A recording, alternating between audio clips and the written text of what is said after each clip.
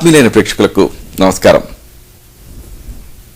నా పేరు డాక్టర్ చిరుమామిళ్ళ మురళీ మనోహర్. ఆయుర్వేద సంహిత ఈ కార్యక్రమానికి మీకందరికీ స్వాగతం.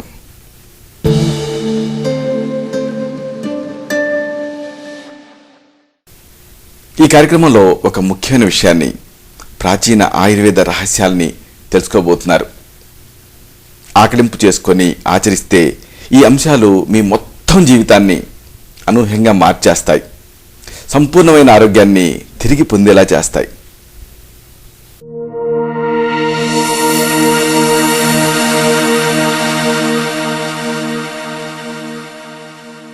Acute kidney failure, ARF.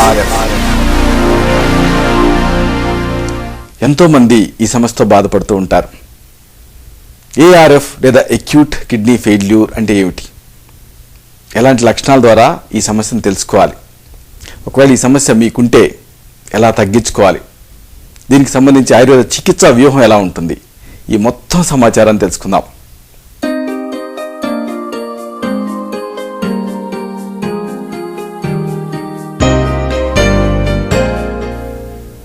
మూత్రపిండాలు వైఫల్యం చెందటాన్ని, అంటే మూత్రపిండాలు దెబ్బతింటాన్ని కిడ్నీ ఫెయిల్యూర్ అని, రీనల్ ఫెయిల్యూర్ అని అంటారు. రక్తంలో సంచితమైనటువంటి జీవ సంబంధ వ్యర్థాలని, అంటే మెటబాలిక్ వేస్ట్ని మూత్రపిండాలు సమర్థవంతంగా వడపోయలేనప్పుడు, వాటిని బహిర్గతపరిచేటటువంటి శక్తిని ఈ మూత్రపిండాలు కోల్పోయినప్పుడు ఈ అక్యూట్ రీనల్ ఫెయిల్యూర్ అనే స్థితి వస్తుంది. కిడ్నీ ఫెయిల్యూర్కి చాలా రకాల కారణాలు దోహదపడతాయి. కొన్ని కారణాలు మూత్రపిండాల సమర్థతని వేగంగా దెబ్బతీస్తే, మరికొన్ని కారణాలేమో మూత్రపిండాల సమర్థతని నెమ్మదిగా దెబ్బతీస్తాయి. వేగంగా కిడ్నీలు వైఫల్యం చెందినప్పుడు దాన్ని అక్యూట్ కిడ్నీ ఫెయిల్యూర్ అంటాం. నెమ్మదిగా ఈ మూత్రపిండాలు దెబ్బతిన్నాయనుకోండి, అలాంటి సందర్భాల్లో దాన్ని క్రానిక్ కిడ్నీ ఫెయిల్యూర్ అంటాం. క్రియాటినిన్, అలాగే యూరియా, నైట్రోజన్ ఇలాంటి జీవ సంబంధ వ్యర్థాలని ఎఫెక్టివ్గా సమర్థవంతంగా వడపోయలేకపోవడంతో పాటు కిడ్నీలు ఈ సర్వశరీరగతంగా విస్తరించి ఉండేటటువంటి ద్రవాంశపు సమస్థితిని సమర్థవంతంగా నియంత్రించలేవు. అంటే ఫ్లూయిడ్ బ్యాలెన్స్ని ఇవి కొనసాగించలేవు. అలాగే వివిధ జీవరసాయన చర్యలను జరిపేటటువంటి సోడియం, పొటాషియం, కాల్షియం, ఫాస్ఫేట్ ఇలాంటి విద్యుత్ విపరీత పదార్థాలను కూడా నియంత్రించలేవు. అంటే ఎలక్ట్రోలైట్స్ని కూడా ఇవి అదుపు చేయలేవు. కిడ్నీ ఫెయిల్యూర్ దీర్ఘకాలపు సమస్యగా మారినప్పుడు రక్తపోటు పెరుగుతుంది. అలాగే కొత్త రక్త కణాల తయారీకి అవసరమైనటువంటి ఎరిథ్రోపాయిటిన్ అనే హార్మోన్ని కిడ్నీ సమర్థవంతంగా తయారు చేయలేవు. అందుకే మీరు గమనించే ఉంటారు, కిడ్నీ సంబంధమైనటువంటి సమస్యల్లో కిడ్నీ ఫెయిల్ అయినప్పుడు రక్తహీనత కూడా ఉంటూ ఉంటుంది. అంటే ఈ రక్తహీనత దీని అనుబంధంగా ప్రాప్తిస్తుంది. ఒకవేళ చిన్నపిల్లల్లో ఈ కిడ్నీలు దెబ్బతిన్నాయనుకోండి, అలా కిడ్నీ ఫెయిల్యూర్ సంభవిస్తే ఎముకల పెరుగుదల కుంటుపడుతుంది. కిడ్నీ ఫెయిల్యూర్తో పిల్లల్లోనే కాకుండా పెద్దల్లో కూడా ఎముకలు పెడుసుగా తయారవుతాయి. అలాగే ఇతర అసాధారణతలు కూడా చోటు చేసుకుంటాయి. కిడ్నీ ఫెయిల్యూర్కి వయసు తారతమ్యాలనే ఉండవు. అయితే ఎక్కువగా మాత్రం ఈ వయసు పైబడినటువంటి వాళ్ళల్లోనే ఇది కనిపిస్తూ ఉంటుంది. కిడ్నీ ఫెయిల్యూర్ అనేది కొద్దిగా వయసు మీరినటువంటి వ్యక్తుల్లో కనిపిస్తూ ఉంటుంది. సరే, ఈ కిడ్నీ ఫెయిల్యూర్కి సంబంధించి ఆయుర్వేదం ఏం చెప్తుంది? ఆయుర్వేద దృక్పథం ఏమిటి? ఇది తెలుసుకుందాం.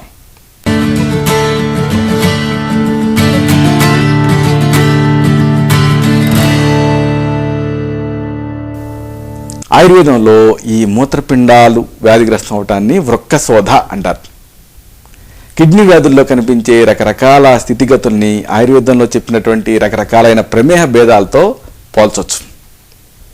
కిడ్నీ ఫెయిల్యూర్కి దారితీసే చాలా సమస్యల్ని, అలాగే కారణాన్ని సరైనటువంటి ఆయుర్వేద చికిత్సతో సమర్థవంతంగా అదుపు చేయొచ్చు, తగ్గించవచ్చు.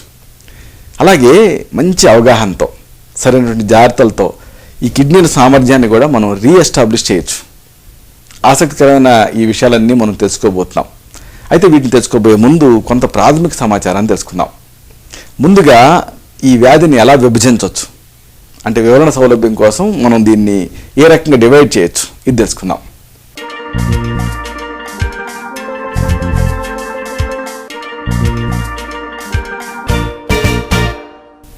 మూత్రపిండాల వైఫల్యాన్ని దాని తీవ్రత, కొనసాగే సమయం ఇలాంటి వాటిని బట్టి 2 రకాలుగా విభజించవచ్చు.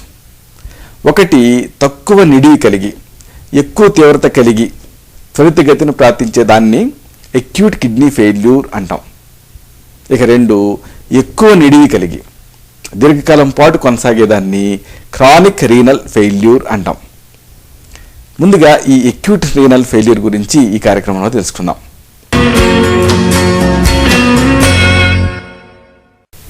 అక్యూట్ కిడ్నీ ఫెయిల్యూర్, దీన్ని సంక్షిప్తంగా ARF అంటాం. శరీరంలో తయారయ్యేటటువంటి జీవ సంబంధ వ్యర్థాలని వడపోసే సామర్థ్యాన్ని మూత్రపిండాలు వేగంగా, అంటే రోజులు లేదా వారాల సమయంలో కోల్పోయి ఎక్కువ స్థాయిలో విఫలం అవటాన్ని అక్యూట్ కిడ్నీ ఫెయిల్యూర్ అంటారు. ఎందుకు ఈ సమస్య వస్తుంది, దీనికి దారితీసే కారణాలు ఏమిటి, వీటిని తెలుసుకుందాం.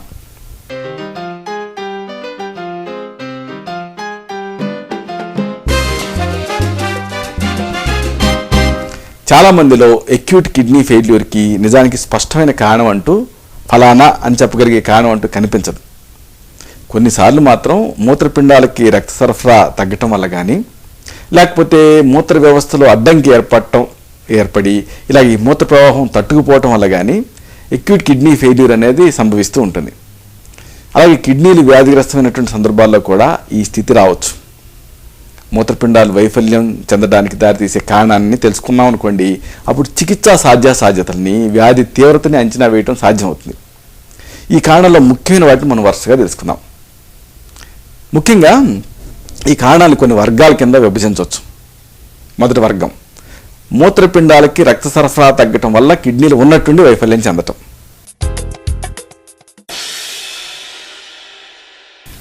అంటే మామూలుగా మనకి మూత్రపిండాలు ఉంటాయి, వీటికి బ్లడ్ ఫ్లో ఉంటుంది కదా. ఒకవేళ ఈ బ్లడ్ ఫ్లో తగ్గిందనుకోండి, అప్పుడు ఉన్నట్టుండి కిడ్నీస్ ఫెయిల్ అవుతాయి. ఇప్పుడు దీనికి దారితీసే కారణాలు తెలుసుకుందాం. ఒకటి శరీరాంతర్గతంగా కానీ, లేకపోతే శరీరానికి అభిఘాతాలు తగ్గటం వల్ల కానీ రక్తస్రావం అయిందనుకోండి, అప్పుడు ఏం జరుగుతుంది, రక్త ద్రవ పరిమాణం అనేది తగ్గుతుంది. దీంతో ఈ మూత్రపిండాలకి పూర్తి స్థాయి రక్తం అందకపోవటం వల్ల అవి వైఫల్యానికి లోనవుతాయి. ఇక రెండో కారణం నిర్జలీయత, అంటే డీహైడ్రేషన్తో ఏం జరుగుతుందంటే సోడియం కోల్పోతాం.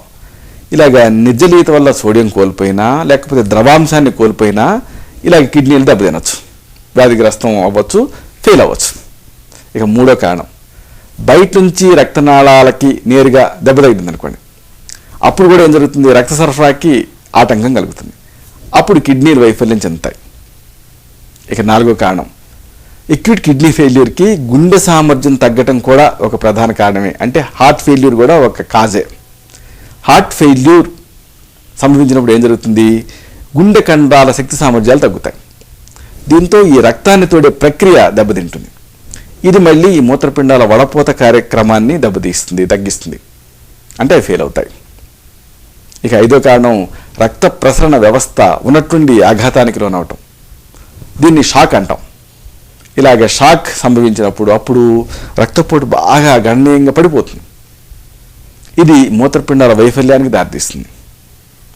ఇక ఆరో కారణం రకరకాల వ్యాధుల వల్ల, రకరకాల కారణాల వల్ల కాలేయం దెబ్బతింటుంది. ఇలా దెబ్బతిన్నప్పుడు దాన్ని అనుసరించి ఏం జరుగుతుంది, కొన్ని మార్పులు జరుగుతాయి. ఈ మార్పులలో కిడ్నీలు వైఫల్యం చెందేటువంటి అవకాశం కూడా ఉంది. దీన్ని అంటే కాలేయం దెబ్బతిని ఆ తర్వాత కిడ్నీలు వైఫల్యం చెందటాన్ని హెపటోరీనల్ సిండ్రోమ్ అంటారు. ఇదంతా ఒక వర్గం. ఇక తర్వాత వర్గం మూత్ర ప్రవాహానికి ఆటంకం ఏర్పడటం వల్ల కిడ్నీలు ఉన్నట్టుండి దెబ్బతింటాం. అంటే మూత్ర ప్రవాహం ఉంటుంది కదా, అది చక్కగా ప్రవహిస్తూ ఉండాలి. దానికి ఏదైనా అడ్డంకి ఏర్పడింది అనుకోండి, అప్పుడు కిడ్నీలు దెబ్బతింటాయి. ఈ కారణాలను వరుసగా తెలుసుకుందాం. ఒకటి ప్రోస్టేట్ గ్రంథి ఆకారం పెరగటం. ఇలా ప్రోస్టేట్ గ్రంథి ఆకారం పెరిగినప్పుడు అప్పుడు ఏం జరుగుతుంది, ఈ ప్రోస్టేట్ గ్రంథి మూత్రనాళం చుట్టూ ఉంటుంది కదా, ఈ మూత్రనాళం పైన ఒత్తిడి పెరుగుతుంది. అప్పుడు మూత్ర ప్రవాహానికి అడ్డంకి ఏర్పడుతుంది. దీంతో మూత్రం ముందుకు వెళ్లాల్సింది పోయి ఎగువకి పోటేస్తుంది. దీని ఫలితంగా కిడ్నీలు వైఫల్యం చెందుతాయి. ఇక తర్వాత రెండో కారణం మూత్రనాళం లోపల కానీ, లేకపోతే మూత్రనాళం చుట్టుపక్కల కానీ కంతి లాంటిది పెరిగిందనుకోండి, అప్పుడు కూడా ఈ మూత్ర ప్రవాహానికి అడ్డంకి ఏర్పడుతుంది. దీంతో ఈ కిడ్నీలు దెబ్బతింటాయి. ఇక మూడో కారణం, మూత్ర వ్యవస్థలో ఒకవేళ రాళ్ళు ఏర్పడ్డాయనుకోండి, అంటే యూరినరీ సిస్టంలో ఎక్కడైనా సరే కిడ్నీ స్టోన్స్ తయారైతే అప్పుడు కూడా మూత్ర ప్రవాహానికి ఆటంకం ఏర్పడుతుంది, మూత్రం ఎగువకు పోటేస్తుంది, కిడ్నీల మీద ఒత్తిడి కలుగజేస్తుంది, కిడ్నీలు ఫెయిల్ అవుతాయి అక్యూట్గా. ఇదంతా ఒక వర్గం. ఇక తర్వాత వర్గం మూత్రపిండాలకి అంతర్గతంగా ఆఘాతాలు ఏర్పడటం. ఇప్పుడు ఇలాగ ఏర్పడినప్పుడు కూడా కిడ్నీలు ఉన్నట్టుండి వైఫల్యం చెందుతాయి, అక్యూట్గా ఫెయిల్ అవుతాయి. వీటిని కూడా వరుసగా తెలుసుకుందాం. ఒకటి, ఎక్స్రే పరీక్షల కోసం రంగు పదార్థాన్ని అంటే అపారదర్శకమైనటువంటి రేడియో ఒపేక్ డైల్ని రక్తంలోకి ఎక్కించినప్పుడు కొన్ని సందర్భాల్లో కిడ్నీల్లో అలజడి ఏర్పడుతుంది. దీని పర్యవసానంగా కిడ్నీలు దెబ్బతింటాయి. ఇక రెండో కారణం, మందులు, విష పదార్థాలు. వీటి వినిమయంతో కిడ్నీల మీద ఒత్తిడి పడుతుంది. ఇది కిడ్నీ వైఫల్యానికి దారితీస్తుంది. ఇక తర్వాత కారణం, కిడ్నీల వడపోత నిర్మాణాలైనటువంటి నెఫ్రాన్స్ దెబ్బతింటాం.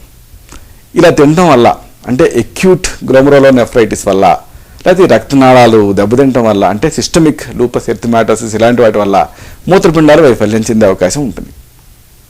ఇక నాలుగో కారణం, కిడ్నీ లోపల ఉండేటువంటి సిరలు కానీ లేదా ధమనులు కానీ వీటిలో అడ్డంకి ఏర్పడటం. అప్పుడు కూడా ఇలాగ ఎక్యూట్ కిడ్నీ ఫెయిల్యూర్ రావచ్చు. ఇక ఐదో కారణం, ఆక్సిలేట్స్, యూరిక్ యాసిడ్ ఇలాంటి స్ఫటికాలు ఏర్పడటంతో తయారయ్యేటటువంటి అడ్డంకి కూడా కిడ్నీల వైఫల్యానికి ఒక కారణమే. ఇక ఆరో కారణం, శస్త్రచికిత్సల వల్ల ఏర్పడేటువంటి ఇక్కట్లో భాగంగా ఈ కిడ్నీల వైఫల్యం చెందొచ్చు. సర్జరీస్ వల్ల కూడా జరుగుతూ ఉంటుంది. ఇక ఏడో కారణం, ఉదర ప్రదేశంలో ఒకవేళ దెబ్బ తగిలింది అనుకోండి, అప్పుడు దాని ప్రభావం కిడ్నీల మీద పడుతుంది. దీంతో కిడ్నీలు వైఫల్యంలోకి వెళ్ళిపోయే అవకాశం ఉంటుంది. సరే, మరి కిడ్నీ ఫెయిల్యూర్ అంటున్నాం, ఎలా తెలుస్తుంది? ఎలాంటి లక్షణాల ద్వారా ఈ అక్యూట్ కిడ్నీ ఫెయిల్యూర్ని గుర్తుపట్టచ్చు? ఈ వివరాలు తెలుసుకుందాం.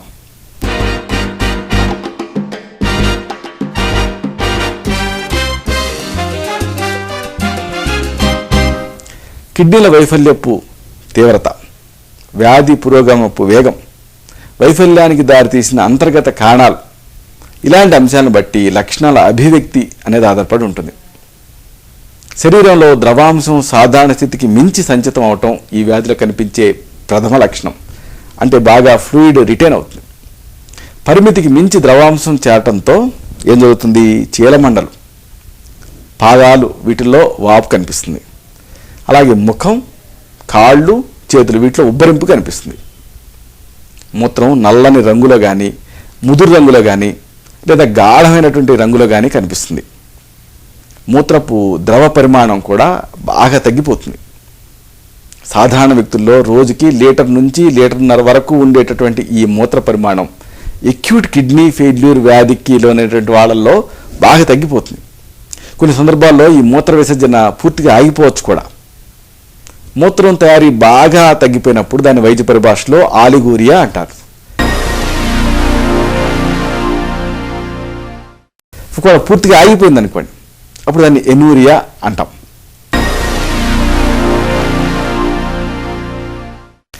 అక్యూట్ రీనల్ ఫెయిల్యూర్కి గురైనటువంటి వ్యక్తులందరిలో కూడా ఈ మూత్ర పరిమాణం తగ్గాలని రూల్ ఏం లేదు.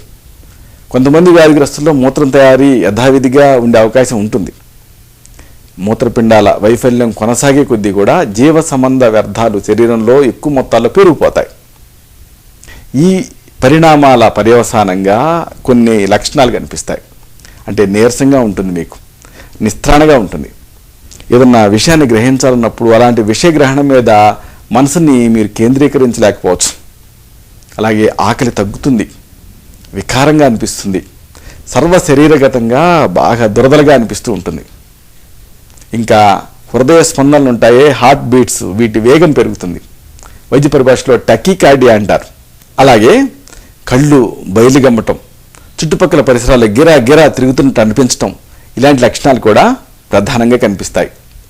అడ్డంకి ఏర్పడటం మూలంగా అక్యూట్ కిడ్నీ ఫెయిల్యూర్ ఏర్పడిన సందర్భాల్లో మూత్రపిండాల్లో మూత్రం నిలిచిపోయి మూత్ర నాళాలని అంటే మూత్రాన్ని కిడ్నీల నుంచి మూత్ర కోశానికి చేరవేసేటటువంటి మూత్ర వాహినుల్ని సాగిపోయేలా చేసే అవకాశం ఉంటుంది. ఇలాంటి స్థితిని వైద్య పరిభాషలో హైడ్రోనెఫ్రోసిస్ అంటారు. మూత్రం అడ్డుకుపోవటంతో పిండుతున్నట్లుగా, పట్టుకుపోయినట్లుగా నొప్పి వస్తూ ఉంటుంది. ఇది నడువుకి 2 పక్కల అంటే కిడ్నీలు ఉండే చోట కేంద్రీకృతం అవుతుంది. ఈ నొప్పి ఒక మోస్తరు నుంచి తీవ్రస్థాయి వరకు ఉండొచ్చు. హైడ్రోనెఫ్రోసిస్ వచ్చినటువంటి కొంతమంది వ్యక్తులలో మూత్రంతో పాటు రక్తం సైతం కనిపించే అవకాశం ఉంటుంది.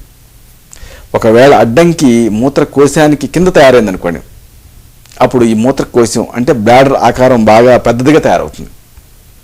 మూత్రకోశం వేగంగా ఒకవేళ పెరగటం మొదలెడితే అప్పుడు ఆ వ్యక్తికి నొప్పి తీవ్రస్థాయిలో వస్తుంది. ఒకవేళ నెమ్మదిగా ఈ మూత్రకోశం పెరుగుతుందనుకోండి, నొప్పి ఉధృతి కూడా కాస్త నెమ్మదిగా ఉంటుంది, అంటే అంత ఎక్కువగా ఉండదు. అయితే ఈ పొత్తికడు ప్రాంతంలో అసౌకర్యంగా ఏదో బరువు అనేది లోపల ఉన్నట్టుగా అనిపిస్తూ ఉంటుంది. బొడ్డు కింద ప్రాంతంలో ఉబ్బెత్తుగా కనిపిస్తుంది. కొన్ని సందర్భాలలో హాస్పిటల్స్లో, అంటే ఈ ఆసుపత్రిలో వేరే సమస్యల కోసం కొంతమంది చికిత్స చేయించుకుంటూ ఉంటారు. ఇలాంటి వాళ్ళలో ఉన్నట్లుండి ఈ అక్యూట్ రీనల్ ఫెయిల్యూర్ అనేది కనిపిస్తూ ఉంటుంది. అంటే ఈ శస్త్రచికిత్సలో ఒకవేళ ట్రామా ఏర్పడటం, లేదా ఏదైనా మందులు వాటి దుష్ఫలితాలు రావటం, ఇలాంటి సమాంతరంగా దాడి చేసి ఈ హాస్పిటల్ ఆధారిత ఇన్ఫెక్షన్స్ ఇలాంటివి కూడా ఈక్వల్గా సమాంతరంగా దాడి చేయటం వల్ల ఈ అక్యూట్ రీనల్ ఫెయిల్యూర్ అనేది వస్తూ ఉంటుంది. ఇలాంటి సందర్భాల్లో సాధారణంగా ఉన్నటువంటి తీవ్రస్థాయి జ్వరం వస్తుంది. అలాగే రక్తపోటేమో ప్రమాదకర స్థాయిలో పడిపోతుంది. గుండె వైఫల్యం చెందుతుంది, కాలేయం వైఫల్యం చెందుతుంది. ఇలాగా పాలిఆర్గానిక్ డ్యామేజ్ జరుగుతుంది. వీటిని అనుసరించి అక్యూట్ రీనల్ ఫెయిల్యూర్ అనేది వచ్చేస్తుంది. ఇలాగ హాస్పిటల్స్లో జరుగుతూ ఉంటుంది. కొన్ని సందర్భాల్లో అక్యూట్ కిడ్నీ ఫెయిల్యూర్తో స్థానికేతర లక్షణాలు కూడా కనిపిస్తాయి. అంటే ఊపిరితిత్తుల లోపల ఉండేటువంటి రక్తనాళాలు సమాంతరంగా దెబ్బతినవచ్చు. ఇలా దెబ్బతినటం వల్ల రక్తం వాంతి రూపంలో బహిర్గతం అవుతుంది. అలాగే చర్మం పైన ఎర్రటి దద్దుళ్ళు, మచ్చలు ఇలాంటివి కూడా కనిపిస్తాయి. సరే, మరి ఈ అక్యూట్ రీనల్ ఫెయిల్యూర్ లేకపోతే అక్యూట్ కిడ్నీ ఫెయిల్యూర్ అంటున్నాము, ఎలా తెలుస్తుంది అంటే కొన్ని పరీక్షల ద్వారా దీన్ని నిర్ధారించవచ్చు. ఈ వ్యాధి నిర్ధారణ విధానం తెలుసుకుందాం.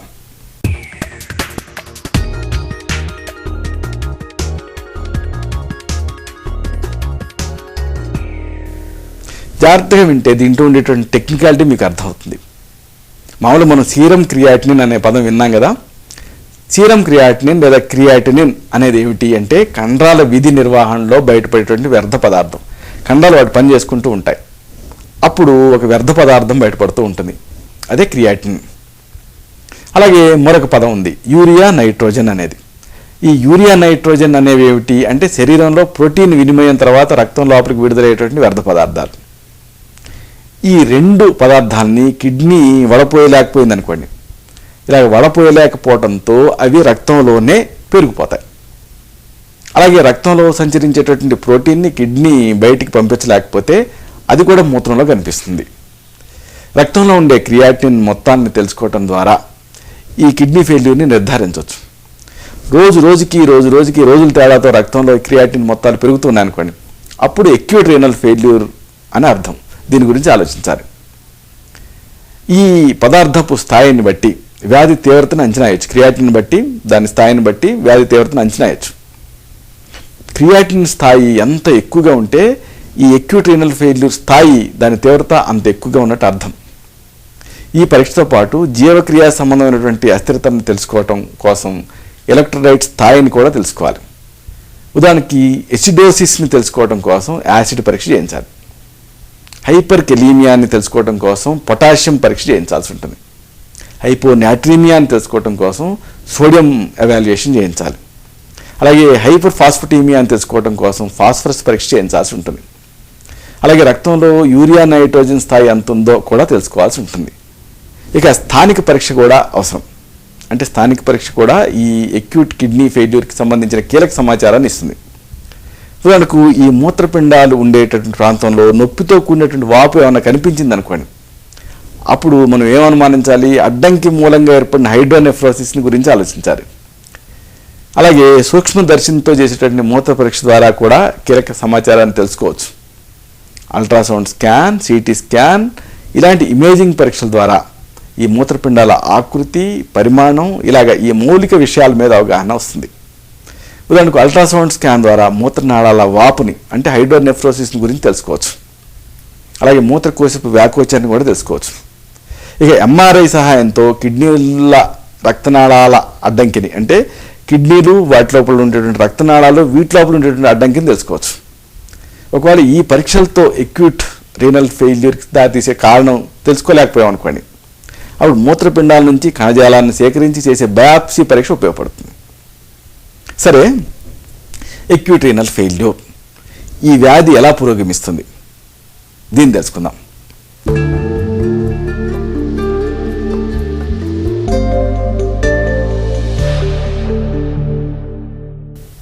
ఎక్యూట్ కిడ్నీ ఫెయిల్యూర్ని దాని అనుబంధ సమస్యలైనటువంటి జీవరసాయన అసమతుల్యతలని, అంటే నీరు ఎక్కువగా సంచితం అవటం, ఆమ్లత్వం పెరగటం, పొటాషియం పెరగటం, యూరియా పెరగటం, ఇలాంటి వాటిని సరైన చికిత్సతో తేలిగ్గా తగ్గించవచ్చు. సరైన సత్వర చికిత్సతో ఎక్యూట్ రీనల్ ఫెయిల్యూర్కి గురైనటువంటి వ్యక్తుల జీవితాన్ని కాపాడవచ్చు. 60% కేసుల్లో విజయవంతమైనటువంటి ఫలితాలు వస్తాయి, అంటే సర్వైవల్ రేట్ బాగుంటుంది. ఇక రక్తస్రావం, వాంతులు, విరేచనాలు ఇలాంటి సమస్యల కారణంగా నిర్జలీయత సంభవించినటువంటి సందర్భాలలో, అంటే డీహైడ్రేషన్ వచ్చిన సందర్భాల్లో ఎక్యూట్ రీనల్ ఫెయిల్యూర్ వ్యాధి స్థితి నుంచి పూర్తిగా కోలుకునే వాళ్ళు దాదాపు 90% మంది ఉంటారు. కాకపోతే చికిత్స అనేది కారణాన్ని దృష్టిలో పెట్టుకొని చేయాల్సి ఉంటుంది. యాంటీబయాటిక్స్తో సహా అనేక రకాల మందులు ఈ మూత్రపిండాల ద్వారా విసర్జితం అవుతూ ఉంటాయి, ఒత్తిడిని కలిగిస్తూ ఉంటాయి. కాబట్టి మందుల వాడకాన్ని నియంత్రించాల్సి ఉంటుంది. ద్రవాహారాలని, తాగే నీళ్ళని నియంత్రించాల్సి ఉంటుంది. మూత్ర విసర్జనని, నిర్జలీయతని దృష్టిలో ఉంచుకొని ఎంత నీరు తాగాలి అనేది ఈ వ్యాధిగ్రస్తులకి సూచించాల్సి ఉంటుంది. ప్రతిరోజు శారీరక బరువుని చూస్తూ ఈ నీటి ద్రవ పరిమాణం పైన అవగాహన కల్పించుకోవాలి. అంటే ఏదైనా ఒక రోజు బరువు ఉన్నట్టుండి పెరిగారనుకోండి, అప్పుడు నీటిని ఎక్కువగా మీరు తాగినట్టు అర్థం. ఎక్కువగా తీసుకున్నటువంటి ఈ నీటి మీద మీరు కోత విధించుకోవాల్సి ఉంటుంది. ఆహార పదార్థాల మీద కూడా మీకు అవగాహన ఉండాలి. శారీరక శక్తి కోసం పిండి పదార్థాన్ని, ప్రోటీన్ల కోసం మాంసకృతుల్ని పరిమితంగా ఇవ్వాల్సి ఉంటుంది. అయితే ఉప్పు అంటే సోడియం, వంట సోడా, పండ్లు, కొబ్బరి నీళ్లు, దీంట్లో పొటాషియం ఉంటుంది. ఇలాంటి వాటిని సందర్భాన్ని బట్టి నియంత్రించాల్సి ఉంటుంది. ఒకవేళ రక్తంలో ఫాస్ఫరస్ ఎక్కువగా ఉంటే దాన్ని సమస్థితి లోపలికి తీసుకురావడం అవసరం. దీనికోసం కాల్షియం ప్రధాన ఔషధాలను, అంటే ప్రవాళ పిష్టి, శంఖభస్మం ఇలాంటి వాటిని సూచిస్తూ ఉంటాం. అడ్డంకి మూలంగా ఏర్పడినటువంటి ఎక్యూట్ రీనల్ ఫెయిల్యూర్లో అడ్డంకి తొలగిన తర్వాత కూడా ఈ ద్రవాహారాల మీద పరిమితిని విధించకూడదు. కోలుకునే దశలో ఈ మూత్రపిండాలు ఆరోగ్యవంతమైనటువంటి స్థితిలో మాదిరిగా ఈ సోడియంని, నీటిని తిరిగి పీల్చుకోలేవు. దీంతో ఎక్కువ మొత్తాల్లో మూత్రం తయారవుతూ ఉంటుంది. ఇలాంటి సందర్భాల్లో ఈ ద్రవాంశాన్ని పునఃస్థాపించడం అవసరం. అలాగే ఎలక్ట్రోలైట్స్ ఉంటాయి కదా, సోడియము, పొటాషియము, మెగ్నీషియం, వీటి కోసం ఆ పదార్థాలు ఉండేటువంటి ఆహారాన్ని భర్తీ చేయడం కూడా అవసరం. కొన్ని సందర్భాలలో శరీరంలో పెరిగిపోయేటువంటి వ్యర్థాన్ని బయటికి పంపించడానికి డయాలసిస్ చికిత్సా ప్రక్రియని తాత్కాలికంగా ఎంచుకోవాల్సి ఉంటుంది. మూత్రపిండాలు సాధారణ స్థితిని చేరుకున్న తర్వాత ఈ డయాలసిస్ అవసరం ఉండదు. దీనికి కొన్ని రోజుల నుంచి కొన్ని వారాల వరకు పడుతుంది. కిడ్నీలు ఎక్కువ స్థాయిలో దెబ్బతిన్నప్పుడు, లేకపోతే ఈ ఎక్యూట్ రీనల్ ఫెయిల్యూర్ని సకాలంలో గుర్తించినప్పుడు కానీ అది దీర్ఘకాలపు సమస్య కింద మారుతుంది, అంటే క్రానిక్ రీనల్ ఫెయిల్యూర్ కింద మారుతుంది. కాబట్టి జాగ్రత్తగా ఉండాలి. సరే, మరి దీనికి చక్కని ఆయుర్వేద ఔషధాలు ఉన్నాయి, వీటిని తెలుసుకుందాం.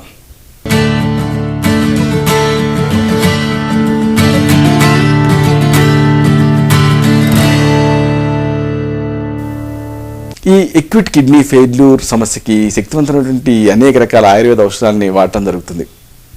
గోక్షారి గుగ్గులు, రసాయన చూర్ణం, తమాలకి రసాయనం, వరుణాదిక్వాదం, ఇవి కొన్ని ముఖ్యమైన ఔషధాలు.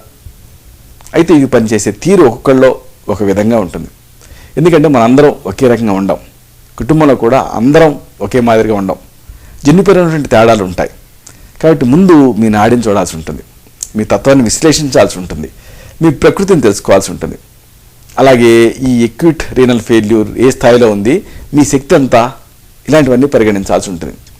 ఇక వేరే వ్యాధుల ప్రభావం ఏ మేరకు ఉంది అనేది కూడా చూడాలి. ఆ తర్వాత ఈ ఔషధాల్లో మీకు సరిపోయేటువంటి ఔషధాన్ని తగిన పత్యాపత్యాలతో, సరైన అనుపాన సహపానాలతో, సరైన మోతాదుని, నిర్ణీతమైన కాల వ్యవధిని నిర్ణయించి సూచించాల్సి ఉంటుంది. ఇలా ఈ ఎక్యూట్ కిడ్నీ ఫెయిల్యూర్ సమస్యని, దానివల్ల వచ్చే ఇక్కట్లని సంపూర్ణంగా, సునాయాసంగా, నిశ్శేషంగా, నిస్సంశయంగా జయించవచ్చు.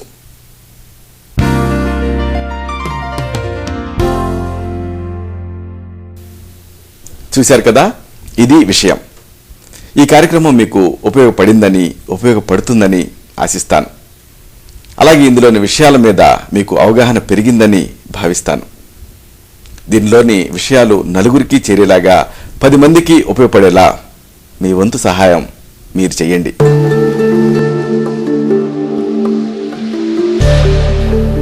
మళ్ళీ ఇదే కార్యక్రమంలో మనం కలుసుకున్నప్పుడు ఇలాంటి మరొక ఆసక్తికరమైన అంశాన్ని తెలుసుకుందాం.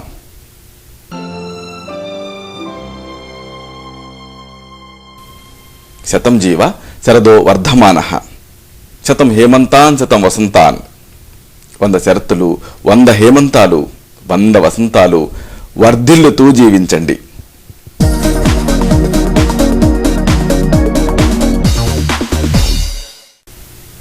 శుభం. డాక్టర్ చిరుమామిళ్ళ మురళీ మనోహర్, ఎండి, ఆయుర్వేదం, రక్ష ఆయుర్వేదిక్ సెంటర్, సార్డి studios road, opposite state home, Ameerpet, Hyderabad 73. Phone 9177445454.